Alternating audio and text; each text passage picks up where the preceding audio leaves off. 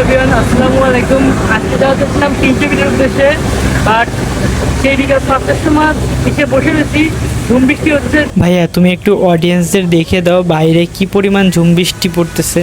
আজকে হঠাৎ বৃষ্টির মধ্যে বের হয়েছি, রাস্তা ভিজে গিয়েছে, গাড়ির লাইট একদম অন্যরকম একটা পরিবেশ তৈরি হয়েছে। বৃষ্টির দিনে আসলে মজাই এটা। দিনের আলো আস্তে আস্তে মিলিয়ে যাচ্ছে, শহর জেগে উঠছে হাজারো আলোয়। এই সময়টা সত্যি অনেক সুন্দর লাগে। অবশেষে গাইস ভিজতে ভিজতে চলে আসলাম 3 নম্বর টানেলের নিচে। টানেলের নিচে আসার পর মনে হচ্ছে আমি কোনো বাইরের কান্ট্রিতে আছি। সত্যি টানেলটি অনেক সুন্দর লাগছে। গাইস অবশেষে চলে আসলাম 300 ফিটের সেই ভাইরাল জায়গা। যেহেতু বৃষ্টি পড়ছে, লোকজনের সমাগমিতা একটু কম।